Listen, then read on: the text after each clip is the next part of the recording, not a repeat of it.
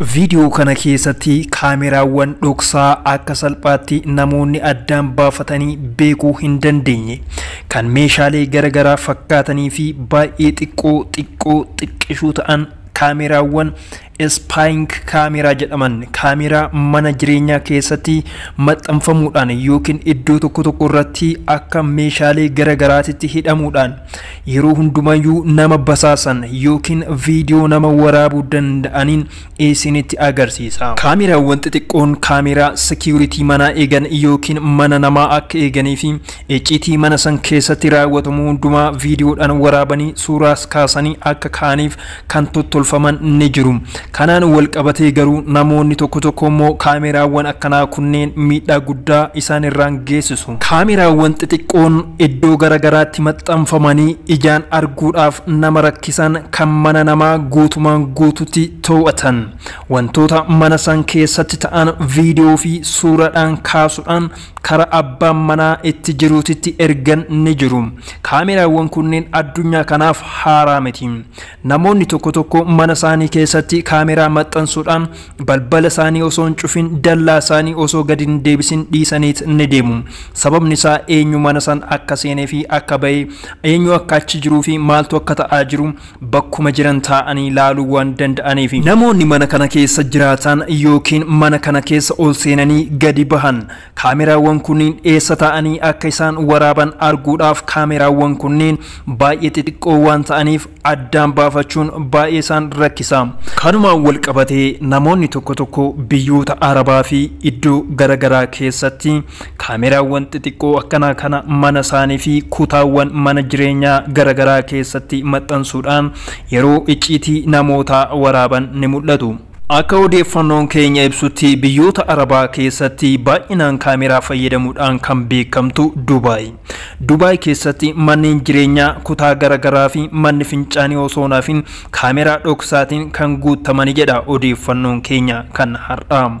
Kanumaan wal qabatee lammiileen keenya kan biyya keenya keessatti kaameraa yeroo jedhame kaameraa guddaa suuraa kaasuu yookiin kan moobaayilaa qofa godhanii yaadan irratti miidhaa garagaraa geessisuu danda'a yookiin immoo icciitii isaan akka jalaa bahuu hin barbaanne jalaa baasuu danda'a.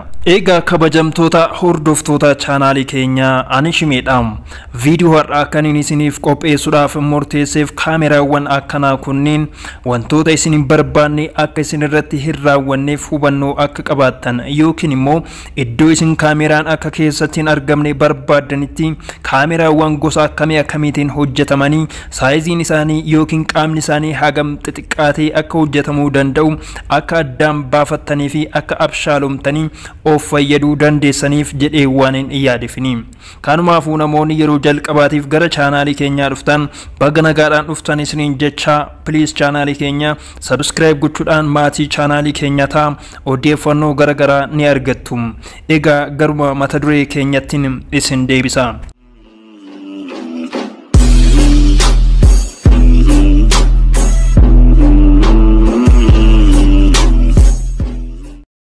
Egaa obboleewwan keenya kan addunyaa kana keessa iddoo garagaraa sababa hojii fi sababa jireenyaatiin deemtanii mana namaa keessa jiraatan yookiin immoo iddoo ofii keessaniif guutumaan guutuutti hin to'anne keessa jiraatan waan hundumaa beekuun baay'ee isin fayyada. Kanaafuu namoonni tokko keessattuu dubartoonni kutaa ciisichaa keessatti mana fincaanii yookiin shaaworii keessattis kaameraawwan garagaraa maxxanfamanii suuraa keessan viidiyoo keessan waraabuu fi waan isin hin barbaanne fi waan isin hin yaadneef namoonni itti fayyadamuu danda'u. Kanumaafuu kaameraawwan kunneen baay'ee xixiqqishuu ta'uu isaanii hubattanii of eeggannoo barbaachisaa akka gootaniifin viidiyoo kana isiniif dhiyeesse.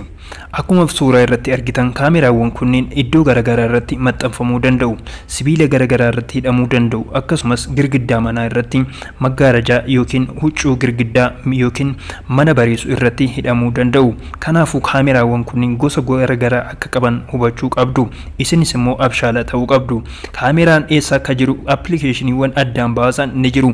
Akkasuma immoo applicationiiwwan kunneen kaameraawwan isaan beekuu hin dandeenye hedduutu jira. Kaameraawwan kunneen balbala manaa keessatti, foddaa manaa keessatti, akkasumas immoo ampooliiwwan garaagaraa keessattis yeroon itti hojjetaman ni jiru. Kana qofaa miti, meeshaalee manaa garaagaraa keessatti, televezyiinii keessatti yeroon isaan maxxanfamanis ni jiru. Kaameraawwan kunneen sa'aatii manaa kan fakkaatan, akkasumas immoo chaarjera moobaayilaa kan fakkaatanis kanneen birootis ni jiru. Kabajamtoota hordoftoota chaanaalii keenya, waan tokko beekuun baay'ee dansaadha. Kanaafuu kaameraawwan kunneen fedhii keessan malee gola isin keessa ciistan yookiin gola isin keessa jiraattan, akkasumas immoo gola isin waan garaagaraa itti fayyadamtan, fakkeenyaaf shaaworii ta'uu danda'a, qulqullina keessaniif yookiin immoo iddoo isin hin barbaannetti kaameraan yoo kan jiraatu ta'e salphumatti addaan baasuudhaaf iddoon isin shakkuu qabdan iddoo meeshaaleen garaagaraa keessa ta'an meeshaalee sanniin keessatti hidhamanii ta'uu danda'u.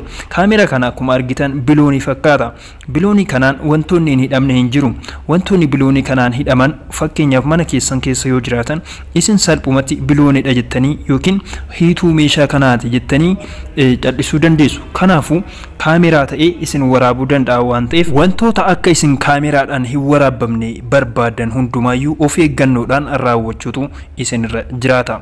Kaameraa kan hin barbaannes yoo ta'e gola keessaan sirriitti sakatta'uutu isinirra jiraata. Namoonni baay'een yeroo shaaworii seenanii fi yeroo gocha garaagaraa raawwatan kaameraawwan akkanaa kanneeniin waraabamanii viidiyoon isaaniitis gara intarneetii fi gara sooshaal miidiyaatti gadi lakkifamee abbaan osoo hin beekin yookiin namni sun osoo hin beekin viidiyoon isaa yeroo namoota birootiin laallamee namoonni biroo viidiyoo isaa fuudhanii gara isaatti ergan ni mul'ata. Wantoonni akkanaa kunneen hojii haaraa miti.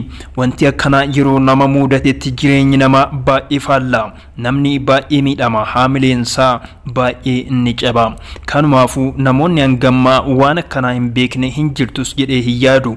Yoo jiraatanis kunoo teknooloojiin akkanaa waan jiruuf namoonni waan gaariidhaaf yoo ittiin fayyadamin miidhaa hamaa ta'ee namarraan geessisuu waan danda'aniif miidhaawwan akkanaa kunneen akka isinirra hin geenyeef of eeggannoo cimaa akka taasistaniif isin fayyadaa jedheetiin amana.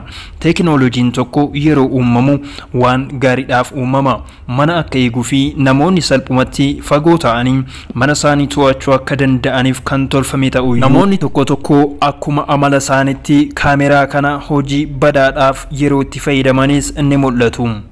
Kanaafuu namoonni odeeffannoo kana argatan itti fayyadamtu jedheetiin abdadha.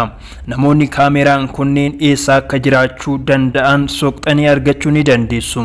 Yookaan immoo gochoota raawwatan hundumaayyuu kaameraan jiraachuu mala ilaalcha jedhu keessa galtanii yookiin shakkii keessa galuudhaan of eeggannoodhaan waan hundumaa raawwachuu ni jalqabdu jedheetiin amana. Kabajamtoota hordoftoota chaanaalii keenya, qophii kana kan qindeessee haala kanaan isiniif dhiyeesse ani Shimeedhaa Shimeemaan. Viidiyoo kana caaluun isiniif qabadhee dhufa.